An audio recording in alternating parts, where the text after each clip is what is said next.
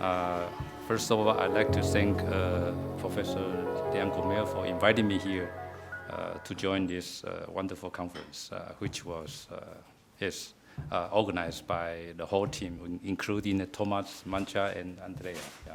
I thank you very much. Before presenting my paper, I'd like to elaborate a little bit about the relevance of nihilism and the cultural situation of Taiwan. So long as Taiwan is viewed as the orphan of Asia, this is the topic of the novel which I mentioned in my speech several years ago. To be exact, it should be 10 years since then. Taiwan is a place of nihilism. I would call it a place of nihilism.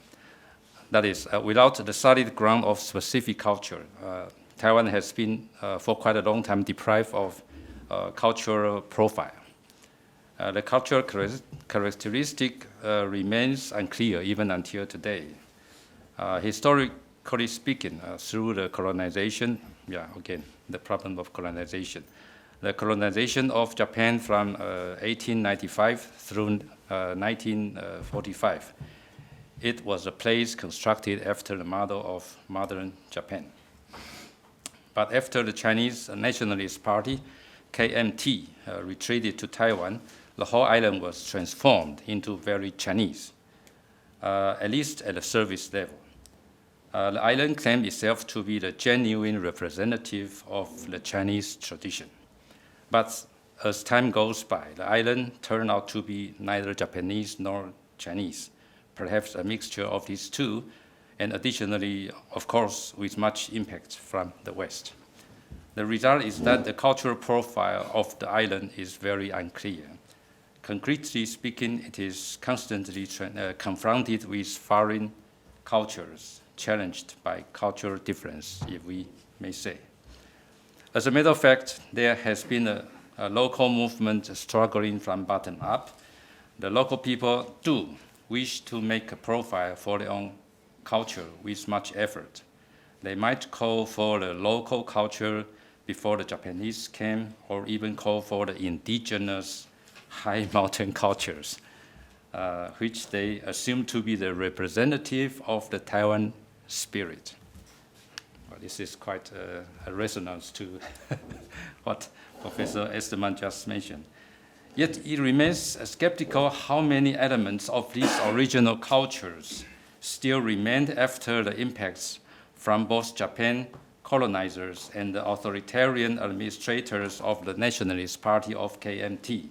The impacts of both lasted over 1 century. The local people desired to shape their own culture, but only find themselves in a situation of a nihilistic vacuum. Given the harsh situation, people in Taiwan are free to shape a new culture with much abundance of resources. In a word, there is no other place in the world like Taiwan to be placed in the nihilistic vacuum and to have better opportunity to display their creativity. So using the language of Sartrean existentialism, Taiwan is forced to be free to shape their own culture. Law cannot but go through a very tough process. So under such circumstances, I find it feasible to talk about the problem of cultural difference. That is, only when we know about the meaning of cultural difference, we may hold an appropriate attitude to deal with cultures. What a different culture means to us, how to appreciate it, and what to learn from it. I contend that a healthy development of culture can be said to be built only on appropriate apprehension of cultural difference. So, encountering a cultural difference can happen misleadingly. If we take a look back at the early colonization in the early 16th century, as Steinmeier points out, I quote, "The Spanish authors speak well of the Indians, but with very few exceptions, they do not speak to the Indians." quote end. And the second quotation is, I quote, according to Todorov, the Spanish-Indian confrontation was a failed encounter from the start because it was predicted on two alternative strategies, either complete assimilation or complete rejection and subjugation.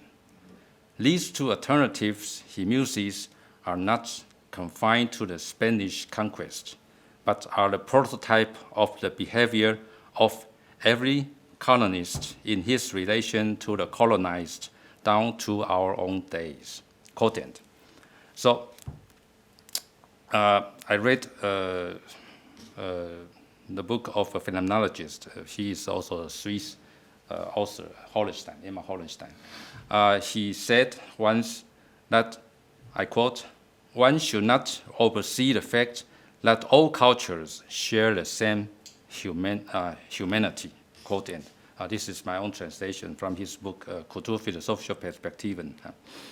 So in order to build up a healthy coexistence of different cultural circles, one cannot be but keen to the issue of cultural difference.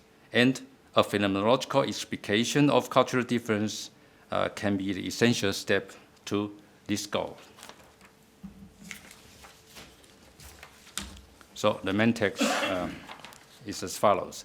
Although the question of cultural difference has never been a main topic in phenomenological philosophy, as it has in the philosophy of culture, it is not alien at all to some phenomenologists.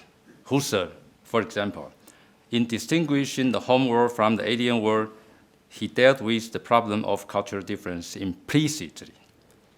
Alfred Schutz, on the other hand, in clarifying the notion of life world, also involved cultural difference in his theory.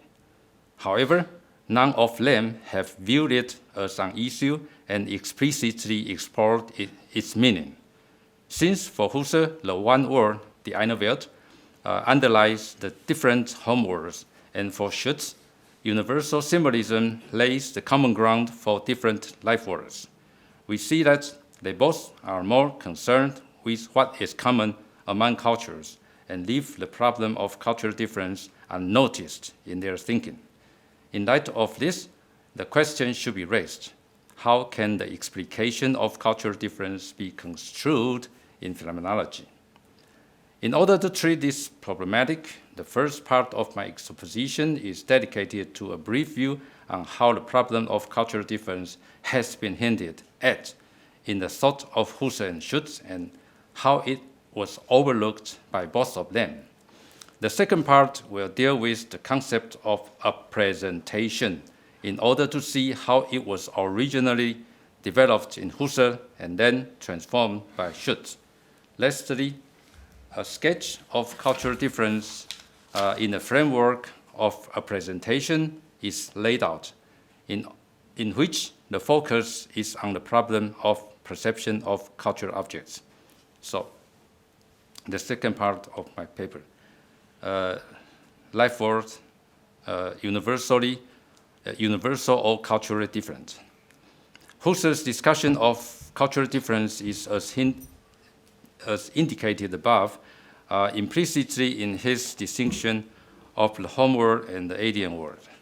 The notion of home world, scattered around Intersubjektivität refers to the normal life world of the home comrades. The normality is the result of tradition, which formulates itself from generation to generation, so that generativity is the key notion in the Husserlian descriptions both of the home world and the alien world. The alien world is thus understood as the world with which the home comrades have no common tradition, that is, any common forerunners through generations. Since tradition and history shape cultural characteristics, the difference between home world and alien world can be logically viewed as the difference in culture. From the standpoint of a home world, an alien world is different. Now, how does Husserl conceive of cultural difference? He deals with it by introducing the idea of the one world. According to Klaus Held, this one world is constituted in the same way as the intersubjectivity that is clarified in the Cartesian Meditations 5. Just as the other subjects, alter ego is to be recognized through his body, especially through the similarity of his body and mind, so is the forerunner of the other culture recognizable through basic human phenomena such as birth and death. The experience of primal generativity creates, so to speak, the bridge between culture and culture. Theoretically, the relation between the one world and the different homeworlds is analogous to the identity pole of the intentional objects and all its different perspectives, or adumbration, that is Abschattung. Since the basis of the synthesis of all of the divergent perspectives lies in the identity pole of this object. So it's the one world, a self, that functions among all the different homeworlds. In addition, since the identity pole of an intentional object is an idea which can be reached only by way of idealization, so is the one world also an idea. Such was Husserl's point of view on the subject of cultural difference. Schütz, on his side, integrated cultural difference as part of his theory of the life world. Based on his concern to lay the foundation for the social sciences, he first conceived of life world as the world of praxis and sociality. In his later writings, due to his increasing awareness of the significance of culture, he reformulated life world as the practical social cultural world. For Schütz, every experience in the life world is loaded with cultural signification that is revealed in an obvious way, for example, by way of evaluations, and every social culture group is necessarily segregated from alien groups by forming its solitary cultural norms. Every life world is accordingly different from one another because of cultural differences. Schütz did not exaggerate the difference between cultures because he spoke of some universal ideas almost in the tone used by Husserl. He introduced the concept of universal symbolism, which he described as follows, I quote, "Everywhere we find sex groups and age groups and some division of labor condition by them, and more or less rigid kinship organizations that arrange the social world into zones of varying social distance from intimate familiarity strangeness. Everywhere we also find hierarchies of superordination and subordination, of leader and follower, of those in command and those in submission. There are everywhere, moreover, cultural objects, such as tools needed for the domination of the outer world, playthings for children, articles for the dormant, musician instruments of some kind, objects serving as symbols for worship." Quote end. Evidently, Schütz thinks that a universal cultural ground exists in all human societies, despite the cultural differences. This universal ground is common to all social cultural world because it is rooted in the human condition. Schütz's position concerning life world and cultural difference was ambiguous. On the one hand, he spoke emphatically of the importance of cultural difference for the life world, and on the other hand, he appealed to some ideas of cultural universals. In any case, he obviously shared with Husserl the thought that there exists a universal ground for all cultures. This being the case, Schütz neglected the theme of cultural difference too. So the third part of my paper, the presentation. The concept of a presentation originates in Husserl. For him, it was immediate intentionality, that is, a kind of making of the co-present through association with the direct experience. Although he also used it to explain the perception of objects, he mainly used it to explicate the experience of the other, that is, the alter ego. Husserl deals with Fremderfahrung, that is, the experience of the other ego, by asking the question, what takes me from my pure primordial sphere to the other subject? The pure primordial sphere is arrived at, according to Husserl, through the second epoche. The first one is the transcendental phenomenological reduction. The pure primordial sphere is a sphere of pure consciousness without any reference to another ego. In this sphere, the other ego does not appear as a self with psychological contents. It is nothing but body, Körper. Then, through the similarities between this body with mind, which Husserl named pairing, the body of the other ego can be recognized as like mine, that is, it possesses also the meaning of animate organism. This is translation of Leipzig. The other ego's body becomes, namely, also a body with a governing ego and many psychological properties. All of these inner parts cannot be directly experienced. Hence, a kind of mediate intentionality, that is, a presentation, becomes indispensable. Husserl emphasized that a presentation never occurs alone, but is always accompanied by direct presentation. Here, it should be noticed that for Husserl, a presentation was not equivalent to the pairing association because it has nothing to do with the relation between two sets of data at all. Rather, it is a way of appearing, as we have just mentioned, that can at best be applied to the appearing of an other ego, since the other ego is understood by Husserl as the accessibility of what is originally not accessible. And this is a term that Wadenfels love to speak the most. Die Zugänglichkeit des Original Unzugänglichen. I think this is very important. The other ego can only be indirectly experienced. The relationship between direct and indirect appearing is quite similar to that of the pairing association.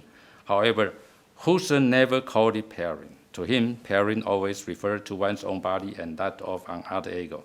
What differentiated Schütz from Husserl concerning a presentation was that Schütz understood this concept as a pairing between two sets of data in consciousness. Therefore, a presentation for him was the pairing association between a presenting and a presented data. He took this pairing association to be a common phenomenon of the psychological and transcendental sphere of consciousness. Accordingly, the presentation could be applied not only to the Fremderfahrung, but also to any experience of transcendence, that is, any experience of things that do not exactly appear here and now. For example, since in memories and expectations, in scientific models, and in religious beliefs, the inner world of the other ego and the self-illuminations of the cultural objects of other cultures also belong to it. Moreover, what is new in the Schützian notion of a presentation is a relation between two orders of realms, not just two sets of data. Schütz's idea was founded on the awareness that no experience occurs without being in the horizon. Each side of the presentational relation must rely on its background of order, or order. For example, one side may belong to the physical world, the other to the spiritual world. Schütz explicated his viewpoint using the flag as an example. If we see a flag as representing something such as a state, a land, an institution, a team, or anything else, then there appears in the flag a presentational relationship between the physical and the spiritual ideal world.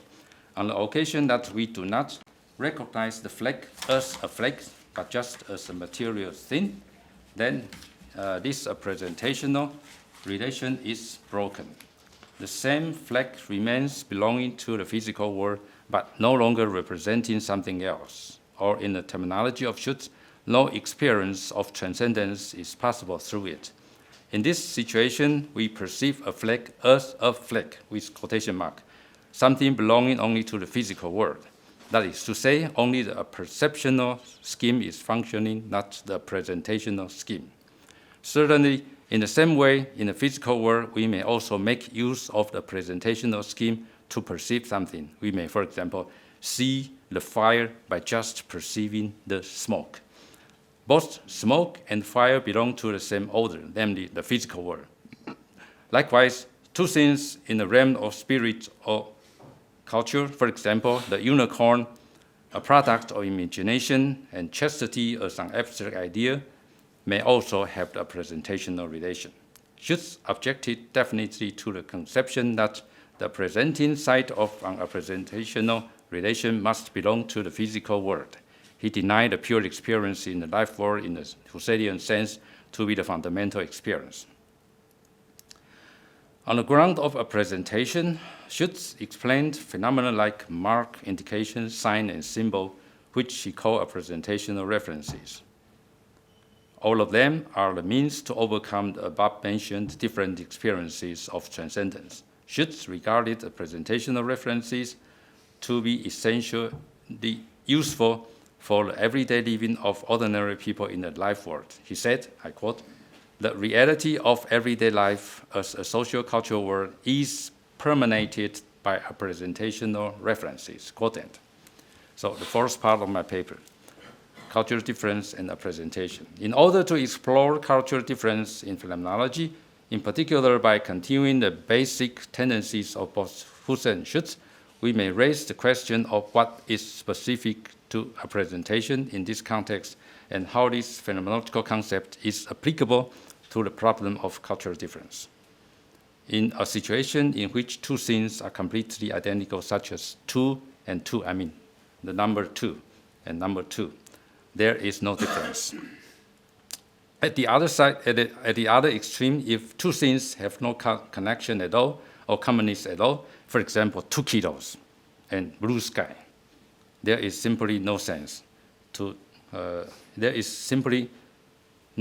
in talking about difference. We assume, therefore, that difference is difference only when two or more distinctive items are compared against a common background. And so a presentation can be well used to explain cultural difference. Yeah, this is my point. We have seen that a presentation is coupled with presentation, and together they make a functional community. Presentation, or in Schutz, a presenting item is common to all human beings, in spite of all kinds of cultural differences. Whereas a presentation, or in Schutz, the presented item is apparent only to a certain culture. The red color, for example, can be universally perceived. But this color may not have the same meaning or evaluation in different cultures. For the Chinese, this color signifies delight or joyfulness, whereas in another situation, this color may be associated with blood and is therefore frightful rather than delightful. Every perception has its cultural signification, as Aaron Gervich put it. But the cultural meaning or valuation is different from culture to culture. In the eyes of Chinese, the color red would mostly be coupled with a positive value, but would not necessarily be so for an American. A religious symbol, a cross, for example, would stimulate the feeling of holiness for a Christian, but no such feeling would be aroused in a Buddhist. But does it follow that the Chinese and American perceive different colors, and the Christian and the Buddhist perceive different figures? To insist that it will be ridiculous in my eyes. The case can be obviously be better explained if we say that at the level of bare perception, they share something in common, whereas at the cultural level, they have different interpretations.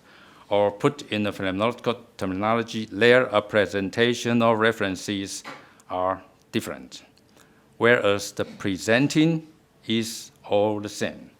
Schutz, using the perception of Persian calligraphy to describe this situation, he said, quote, "A calligraphic ornament, for example, a Persian manuscript of a verse from the Quran, is For those of us who can't read Persian, a perceptionally and only a perceptionally perceived as a pattern of this and that ornamental configurations, perhaps in addition as the stylized letter of a language unknown to us, perhaps in addition as belonging to Arabic, but no pairing to an representational or referential scheme has occurred. I think this is quite common for many people, me included, with this kind of calligraphy. Schutz explained that everyone is more or less an expert in a certain field because he and a few like him own certain knowledge that most people does not share. This is because of his specific personal background. There is an example. I think I don't want to talk about it specifically. So every culture has its own traditions, according to which some historical events are highly appreciated. They celebrate festivals that are absent in other cultures.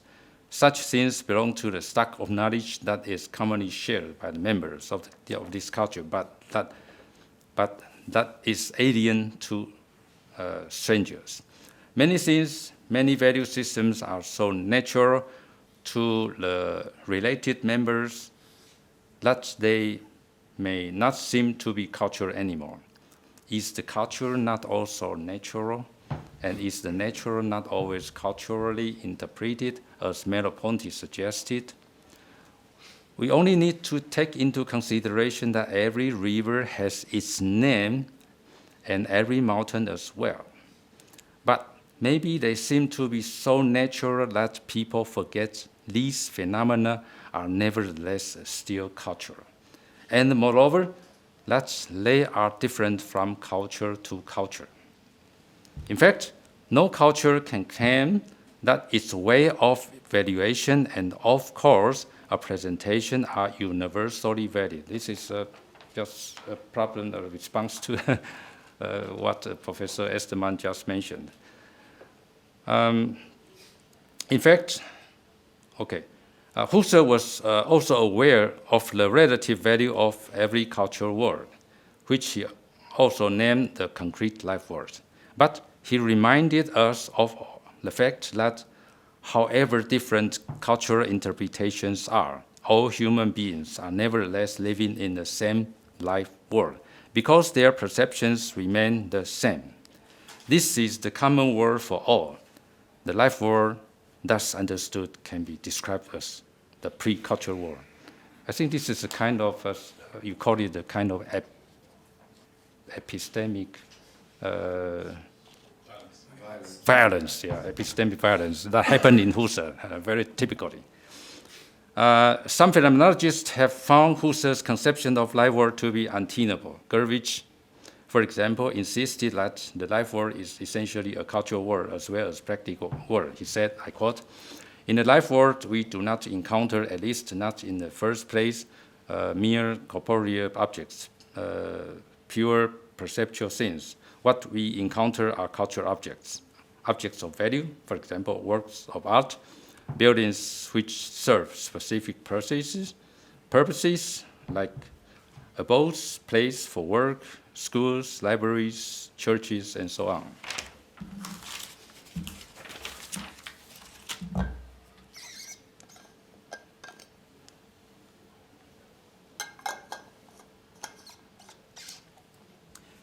I also quote, "Accordingly, the life world to which we gain access by the subtractive procedure in question does not consist of mere corporeal objects in the sense just mentioned.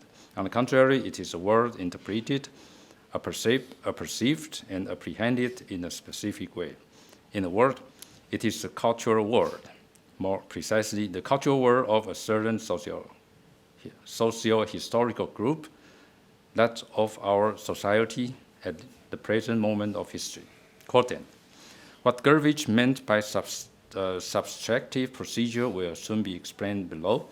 For the moment, I think Revije was right in holding that we encounter cultural objects in a daily life world, and that all cultures differ from one another. Nevertheless, he has overlooked the phenomena of cultural difference. Is this because the issue of cultural difference is trivial and thus irrelevant? Schutz, on the other hand, recognized this problem and had some discussions with Revije about it in the correspondence they exchanged during the 1950s. I strongly believe that so long as we understand the life world as a cultural world, we can never dismiss the problem of cultural difference. But how are we to interpret cultural difference anyway? Ironically, the Husserlian notion of life world might offer us some solid ground for interpretation. We have seen that without commonness between cultures, we cannot appropriately talk about the experience of cultural difference. Only when we say that, for example, Chinese people and American people perceive the same color red, can we compare how differently this color is evaluated in each culture. And as hinted above, the difference can be clarified in terms of a presentation because a presentation is always coupled with presentation, with something that is directly perceived. As mentioned above, there has been some criticism of Husserl's emphasis on bare perception, that is, that the perceived world is a product of abstraction and therefore artificial. Revije explained the objection as follows, I quote, "Although a cultural object exhibits its sense as a property pertaining to it and essentially determining and defining it, an abstraction is possible through which cultural objects are reduced to mere corporeal things. And accordingly, the life world, originally a cultural world, becomes a world of mere things. Although it is attained by an abstraction, the thing world has, according to Husserl, priority with respect to the cultural world. That is, the cultural world presupposes the life world. The thing world, sorry. That is, the cultural world presupposes the thing world as a substratum. In other words, the phenomenological account of cultural objects takes its departure from thing world and traverses the same path as the abstraction mentioned above, but in the opposite direction. Quoted. It remains unclear what Revije means by abstraction. Was he referring to the scientific abstraction? If not, then what did he mean? In this context, we might take into consideration Heidegger's distinction between Vorhandenheit and Zuhandenheit, since Revije referred to it in some passages. In Being and Time, Heidegger used three conceptions, conspicuousness, that's Auffälligkeit, Abstrusiveness, Aufdringlichkeit, and Obstinacy, this is Aufsässigkeit, to explain how something useful might be in the end simply turn into something for pure perception, something that is distant from our care and just showing up as something to look at. Heidegger also criticized Descartes in the same way, as the latter viewed the physical world around us as res extensa rather than as an intimate surrounding life world. This way of treating objects around us is a symptom of the forgetting of being. Although Heidegger did not express it openly, it was not unreasonable for Heidegger to suggest that Husserl had the same tendency, since Husserl laid so much stress on die vorhandene Welt, the bare perception of objects. Now, my question is, can the criticism of Heidegger really hold good for Husserl concerning the latter's emphasis on the bare perception? I tend to deny this way of reading Husserl because the bare perception is not the product of scientific abstraction, especially not in objective natural science. We should not forget that Husserl, in his transcendental phenomenology, strongly disproved of modern objective science and suggested a return to the life world, the world of bare perception that has universally intersubjective validity. Even when we follow Heidegger's distinction between Zuhandenheit and Vorhandenheit, we can see that such a criticism is not applicable to Husserl. If Gurvitch followed Heidegger in this respect, then we have to say that his criticism does not hold good for Husserl either. We may contend that in the life world of the substratum of perception is simply indispensable. According to Husserl, we must first intentionally perceive a thing so that we may locate a specific meaning on it, whatever the meaning is. Such a conception of perception might seem questionable in the eyes of Heidegger as well as Gurvitch, because in the familiar media, we may perceive something as a cultural object without further questions. Such a situation can best be explained in the words of Embry, Embry. Yeah. We know him, who put it as follows. Familiarity with how the world as we initially encounter it is full of cultural objects equipped with values and uses as well as belief characteristics facilitates reflecting how evidencing can justify believing, valuing, and reading. But in a situation of encountering something unfamiliar, we are unable to catch the cultural meaning of cultural objects easily, even though we still perceive these objects as objects intentionally. In terms of presentation and appresentation, we may say that such sociological group has its own representational system of reference, which is not shared by its outsiders.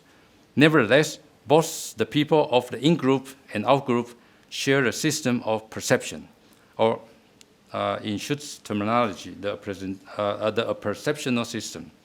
It is an obvious fact that our experience of culture today is no longer limited to a single culture. We all too often encounter things that are not easily comprehensible. Should we suggest that they are not culture? If we recognize them as culture but cannot explain what functions they serve, for example, this is a term I cannot pronounce. I tried something like or atlata. This is shown in the paper in the last entry. The title is ATL.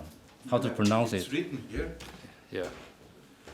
How to pronounce this? ATL. Athlete. Athlete. Yeah, athlete.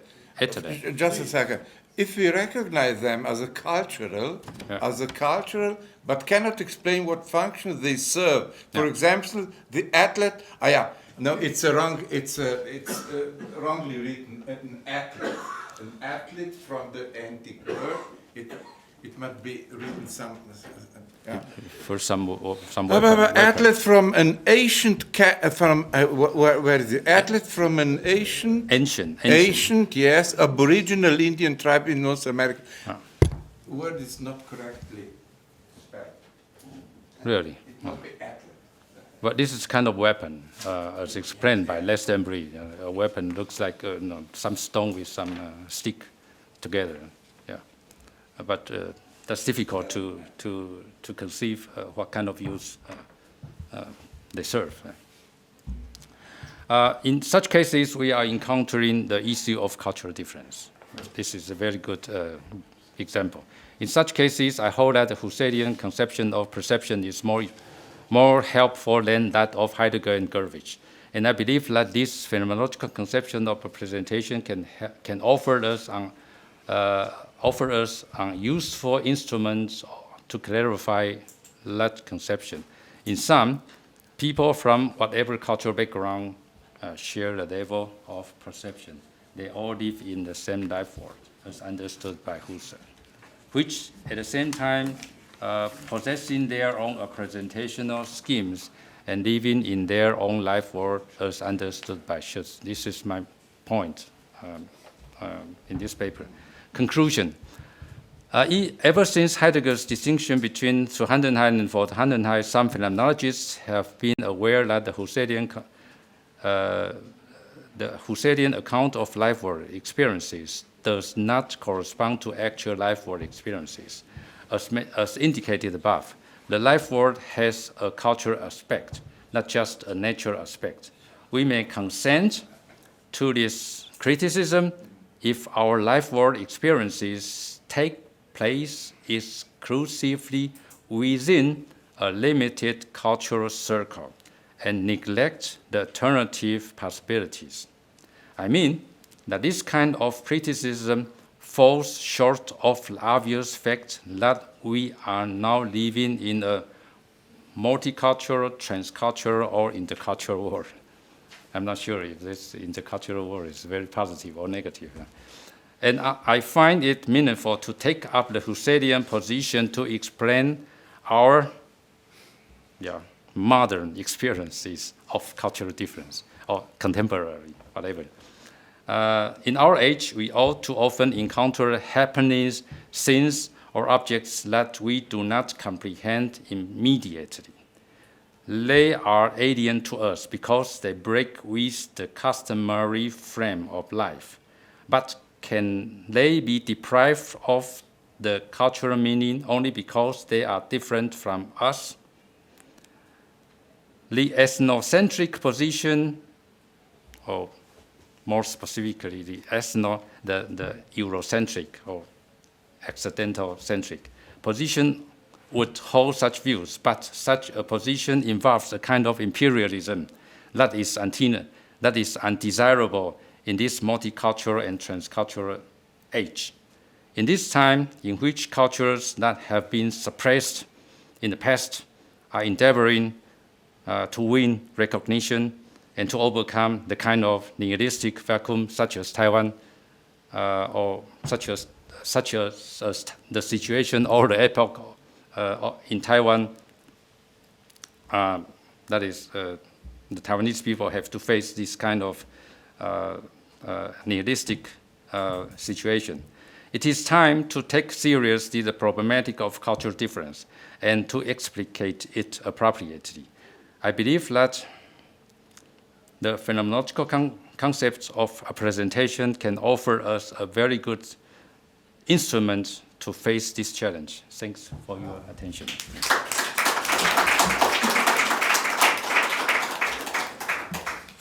Thank you very much for your presentation. Now I'd like to invite all three presenters of this morning to join me here so that we can move forward to the joint discussion. First of all, I'm grateful that Professor Esterman developed those genuine South American concept of history like cyclical history, which is, in my view, totally match to the European criticism of the ideology of progress, which has started doubtlessly around 1815. So Marx is saying we are living in the prehistory, not in the history. Kierkegaard is saying we should renew the figure of Christ. Nietzsche is saying that we are suffering from the damage of our ideology of the progress, and that we should renew Dionysus and troubadours, etc. Husserl is saying that the history, that development of the history was not progress but regress, and that should we renew the starting question of European sciences. Heidegger said that we forgot something for sure, seriously. And after all, Eugen Fink and Jan Patočka and after all, Levinas, you mentioned. Levinas is suggesting that we should renew a figure of Abraham in order to overcome the pathologies of European history. So that would be more suggestion than a question. But the way I see, it would be more fruitful to develop those let's say, projects with your idea of South American cyclical concept of history, because when Heidegger, for example, when Nietzsche is saying Dionysus, he goes exactly that way, looking through the past in order to organize the future, in order to shape the future. So I would be glad to read something like that from you. How to, let's say, that's doubtlessly your thesis, but in my view, that's more common sense. If you ask somebody on the street, what about subject-object, what about history, I don't think that philosophy shares as kind of direct way of thinking that way. Long ago, not anymore. But I would be glad to see those trying to heal some kind of previous European nihilistic and aggressive way of treating the non-European nations by using that kind of intercultural comparison between the concept of time from South America and European projects to let's say heal what is about to be healed. Thank you.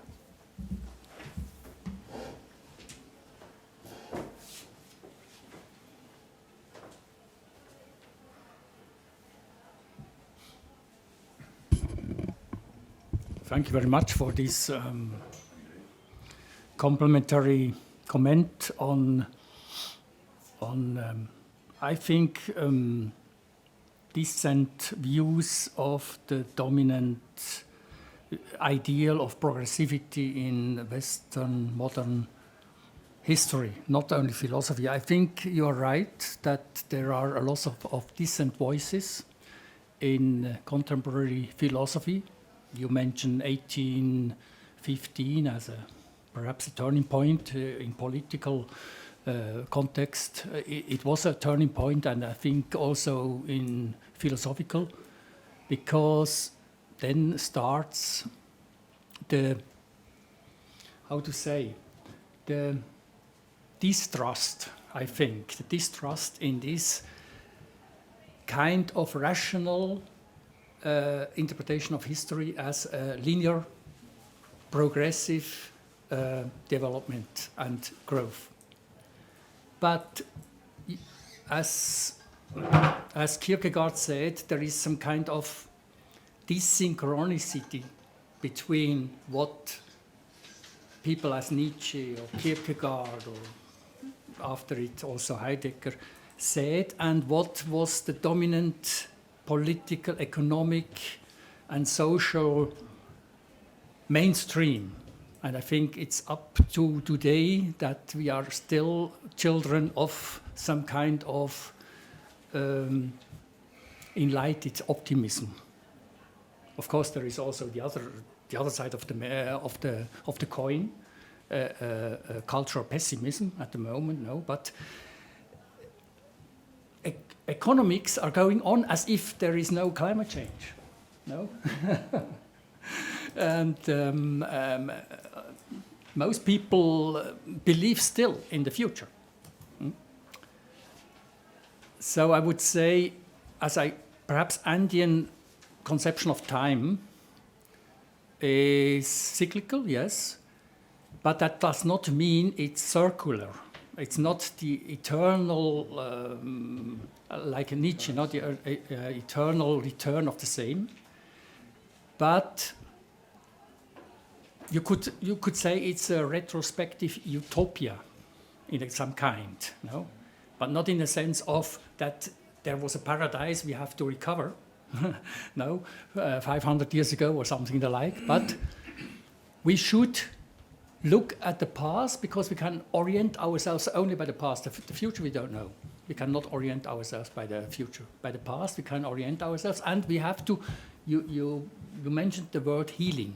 I think we can heal the wounds we encounter in the past, and to make a new effort, practically go back like a spiral, no, to the point where the damage was done, and to make another effort from another perspective, from another experience made, no, in history, and perhaps most of the shaman and the wise men and women in the Andes look like this at the history. No, history is a learning place, not to copy and not to repeat, no, literally, but to learn.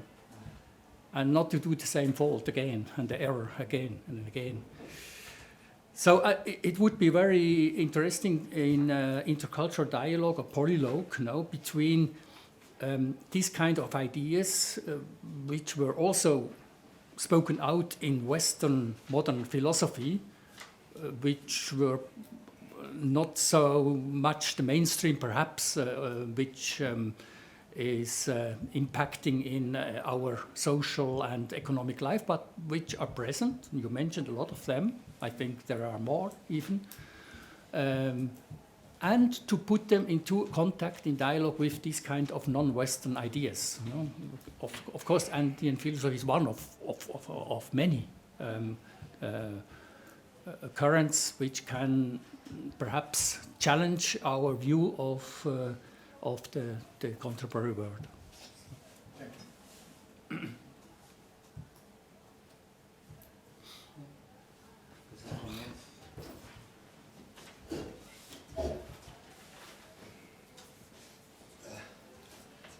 So thank you for the lectures, and I think all three lecture put in the foreground the experience or the understanding of word. And we heard that phenomenological understanding of word is not satisfying, and then cultural understanding of word is not satisfying, and at least the nihilistic experience of word is not satisfying. And with nihilistic experience of the world, it is that we have the experience that the world disappears, not because of pollution, overpopulation, and so technical, and so on, but because the horizon itself, the horizon of the world is disappearing. So I would like to make a comment or something.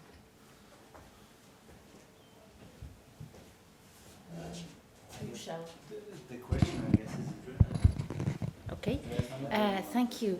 So, of course, the phenomenological concept of the world is enormous and it's very complex, so I cannot somehow empty it out by claiming something on it. But I would say that our contemporary experience, as I see it, is something like undoing the world. It's less seeing what the world is, but seeing that somehow the horizon of the world is being questioned, it's shaking, it's undoing, and we are not at home in the world anymore in the sense that we were, or in the sense that we imagine that in some paradisiac past we were. I'm not sure if at some point we were really at home in the world. But today we certainly are not. And I would say that this is precisely one of the experiences that for me are nihilism. And it's not that we should get rid of this experience. I really think that we should get through it somehow. This traversing, going through the experience of nihilism is for me an important moment, because it means precisely that you feel it and then you think it. And somehow you are challenged by the situation of the world. So it doesn't mean that, there is no world anymore, I don't know what to do. But it means that the world is somehow floating away from me. I don't know what it means. And therefore, it calls me to do something. So this is maybe what I would like to say. So I think there's a couple of examples in the history of thinking where you find this kind of an experience of unworlding or non-worlding or floating away of the world described. We were speaking yesterday about Derrida's reading of Paul Celan, Die Welt ist fort, ich muss dir tragen, a beautiful story about, poem, and then a philosophical analysis about this feeling that the world is fleeing my hands somehow. But it's not the only one. So even Heidegger himself uses the word Entweltlichung at some point, and I think it's a very intriguing term. What can that mean? And there are others, but this is the example. I think that we can't say that the world is simply away, but we have to understand the sense of this awayness. That's maybe what I can say of that. perhaps the homelessness in this world. We don't feel any more at home in this world, and the main metaphor of this world in many cultures and also in Western culture was the house, oikos. Ecology, economy comes from oikos, from the Greek oikos, our house. We have to live in our house, and we have to establish our house, but we don't feel any more at home in this house because it has open windows and the wind goes through, and the roof is not anymore good.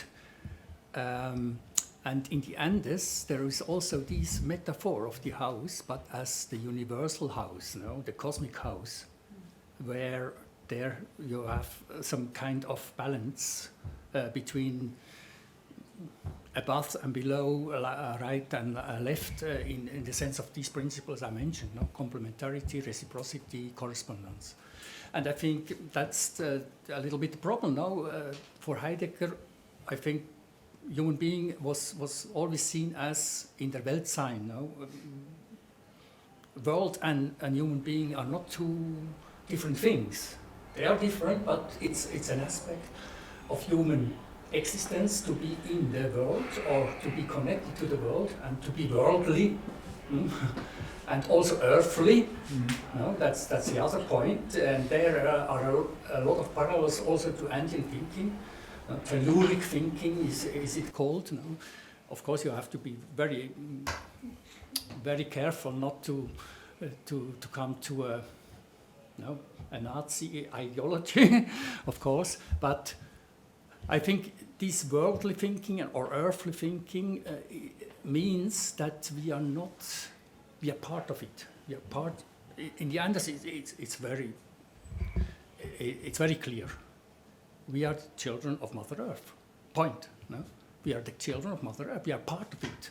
We are not distant from the world and the earth.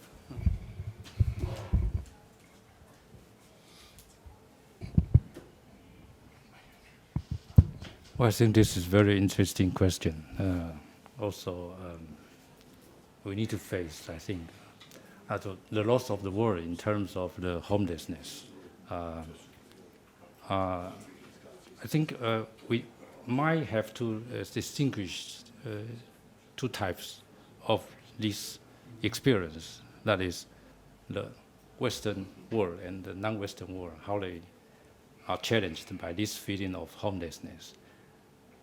I believe that in the West, this happens inside their own culture. That is, suddenly there comes the modernity, and the modernity changed everything. So many traditional values are ruined by this kind of upsurge of modernity. But for the non-Western people, this happened from outside, because modernity is coupled with Western culture or Western power. Yeah. So I would say the non-Western people always have reason to hate this kind of loss of world or the kind of homelessness. Yeah, I think this is very dangerous for the global situation, because the non-West always has a kind of understanding why they suffer so much, and it's hard for them to understand that the Westerners, they suffer as well. The whole world is suffering, yeah. But the non-Western people, they have reason to hate the West, and the West people, the people of the West, they don't know how to do. They don't have enemy except themselves. I was wondering, you with your experience in Taiwan, you feel homeless? I mentioned it already in the beginning that this kind of homelessness is determined as looking for an identity. The orphan of the Asia. Yeah, the Taiwanese people, in the past were neither Japanese nor Taiwanese. No Chinese, and they feel they're tremble. Chung-Chi, idea started in Roman Empire. It doesn't have anything to do with modernity. Plotinus said, "I'm homeless. I don't belong to this world here. I belong to somewhere else." It's from 3rd century. To Cosmopolis, yeah. Yeah. It's that old. It's not modern. It's not at all. But the Roman Empire in the full swing. But if, I mean, the reason it comes from inside. It's quite different from, you know, if the challenge or the threat is from outside. That's completely different. Yeah. I would stress that point.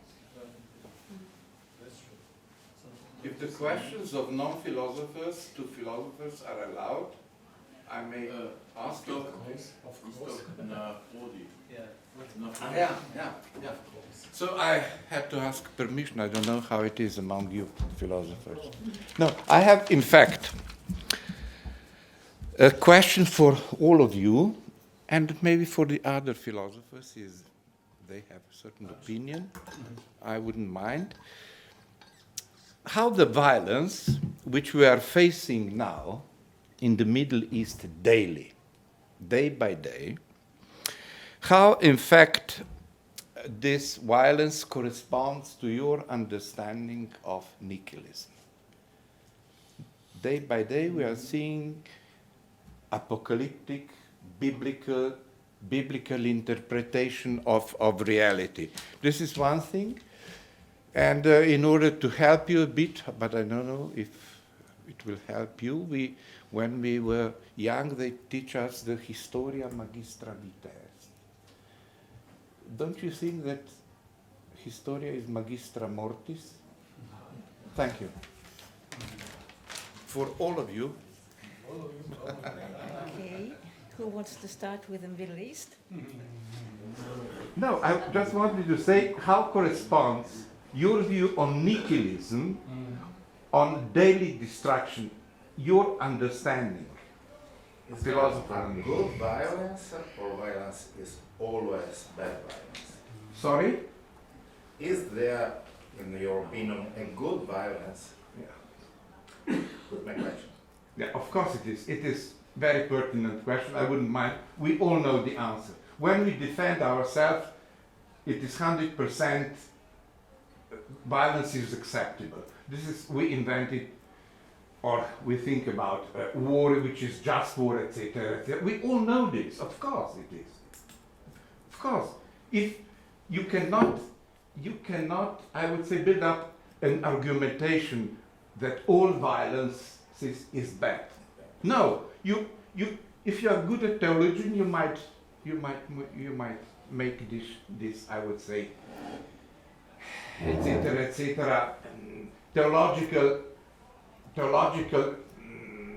thinking which does not correspond to the needs of preserve our life. So, if you can say us something, but I'm not insisting at all.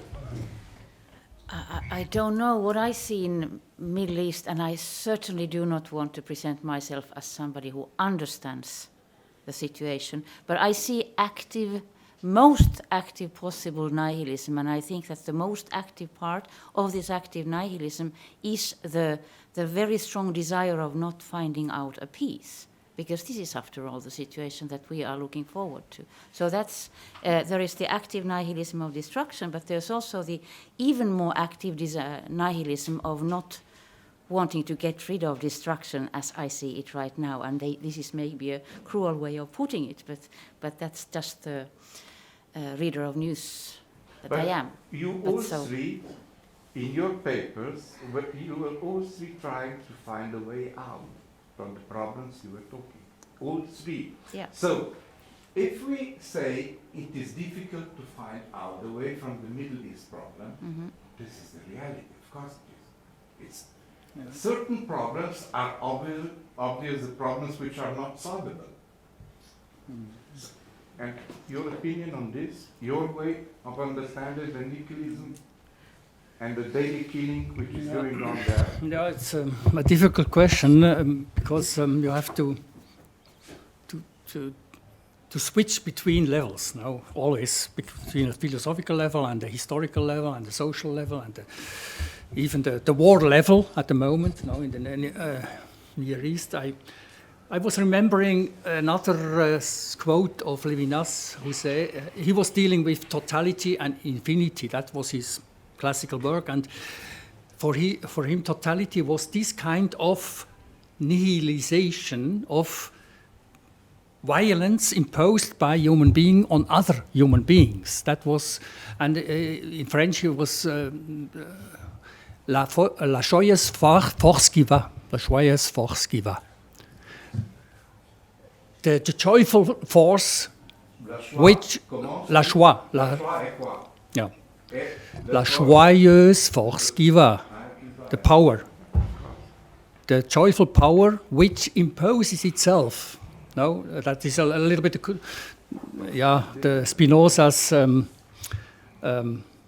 conatus. No, that means it seems that when we are on this level of human being imposing him or herself on the others because we want to survive, we want to impose ourselves, we want to convince the others, we want to be on the right side of history, etc., etc.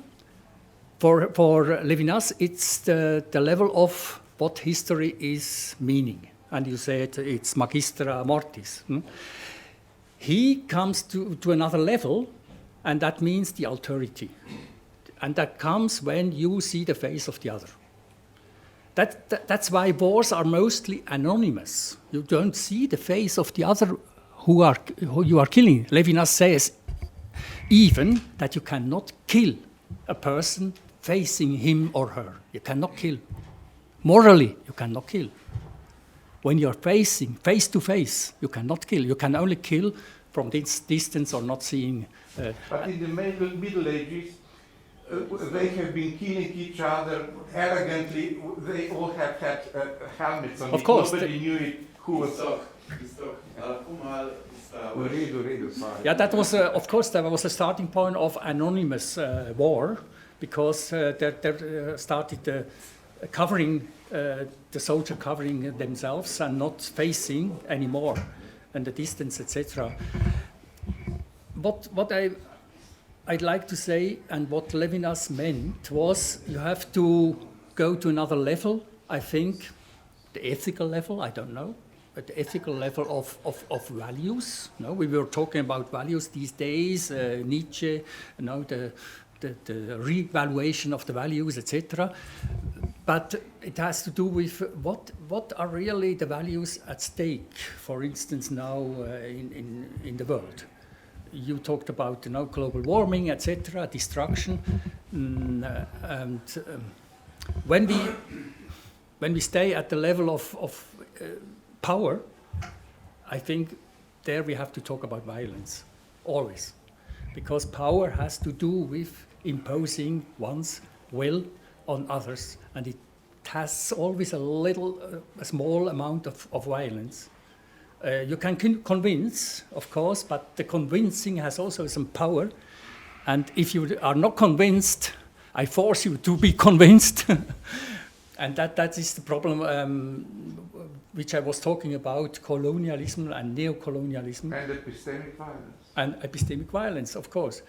So what do we do? And yesterday was mentioned Habermas, that it's not possible to have a communication without dominance or without power or without violence, a subtle violence, but there is some violence.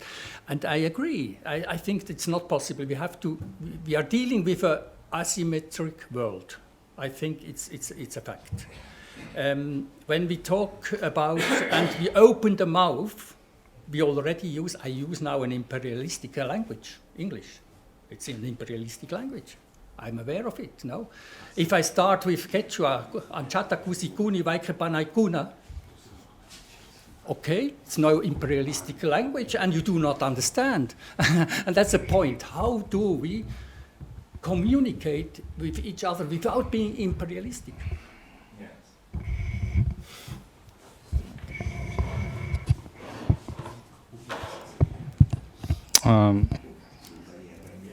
As usual, I would like to divide to distinctive ways to get out of this kind of difficult situation. for the non-Western people, there are two choices. The first one is return to one's own tradition. Yeah, this is a dream, a big dream. The President Xi called it the Chinese dream. That is return to the old tradition and reject many Western values. I think this will happen with much violence, and this is terrible. And this is terrible. And this is also what I witnessed in many places around the world. It doesn't work. For me, it doesn't work. The better one, the other alternative is to learn something from the other cultures. The common challenge is from the West. So the better choice is to learn from the West as much as possible, to integrate it to one's own culture. And this is what we are doing in Taiwan. We try to combine them. Thank you. To merge it together and to find a better way out. I think this can be a better way. No, thank you very much. It was very helpful.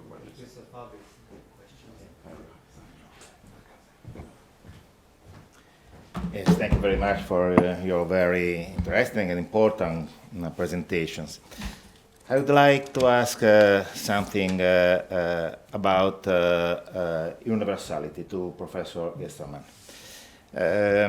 You spoke about universalization as a form of subjugation, as a form of subordination of other ways of thought.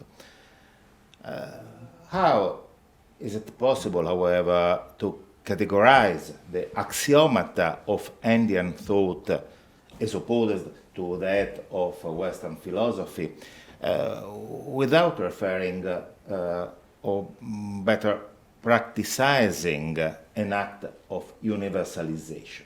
You practiced it.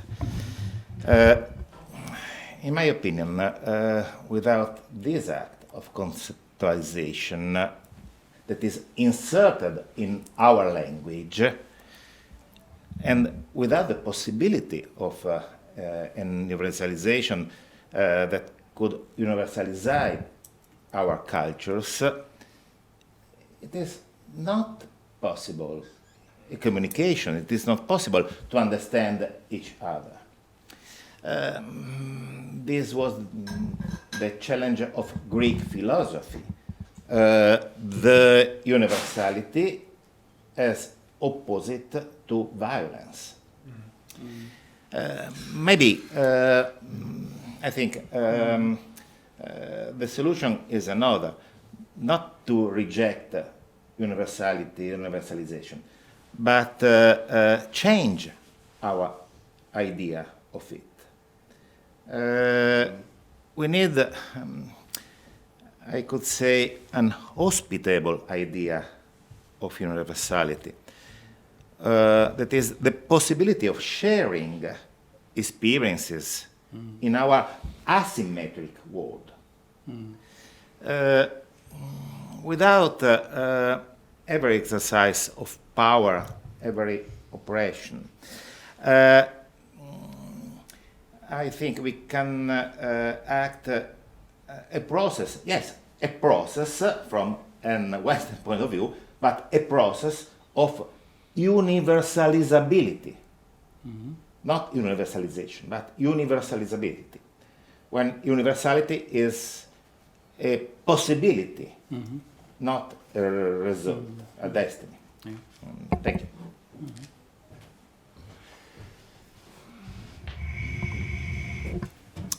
It's a very, very good question and an important question. I think the question of universalization and universality.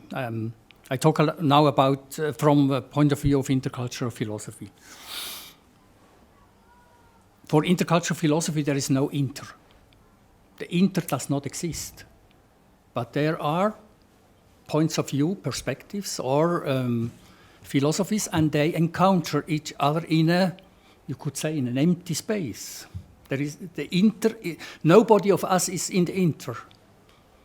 We are always in some context, culturally, socially, generically, as women and men, or not women and men, etc., etc. We are always in a respective place.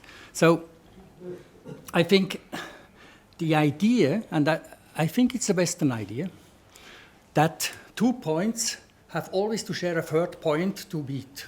I think it's not the case. That's a Western idea, and you have to deconstruct this idea.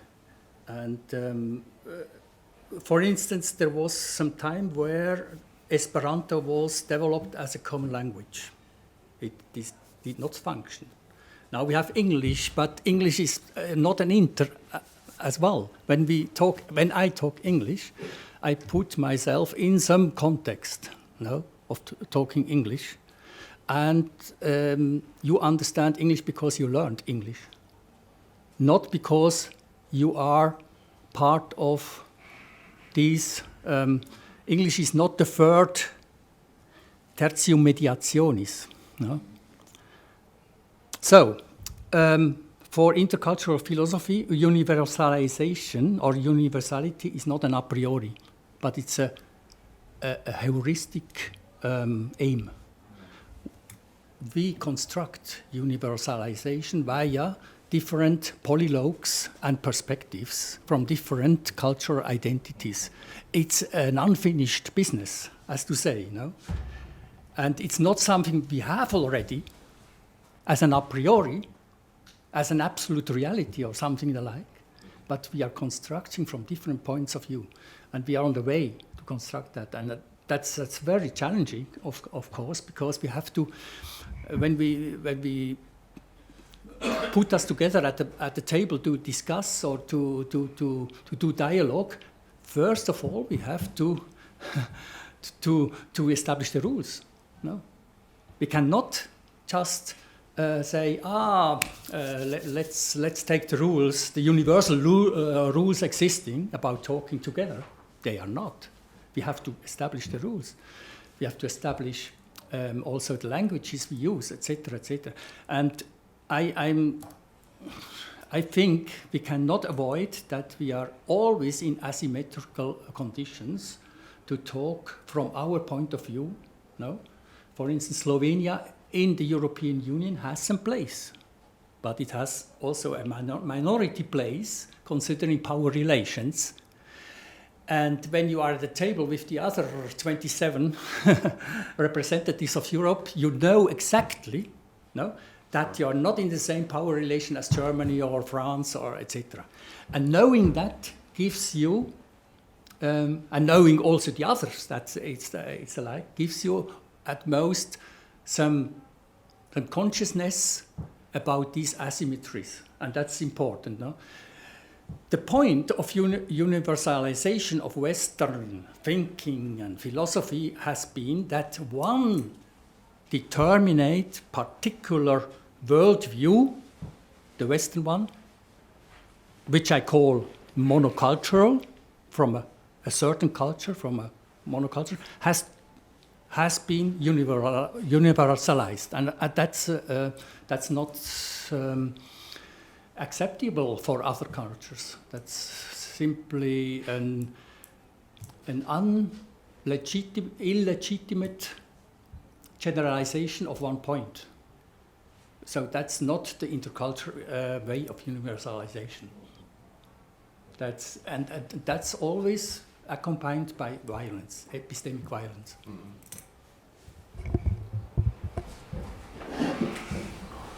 Thank you all very much. Thank you all to all three presenters of this morning, and first of all, you for your questions.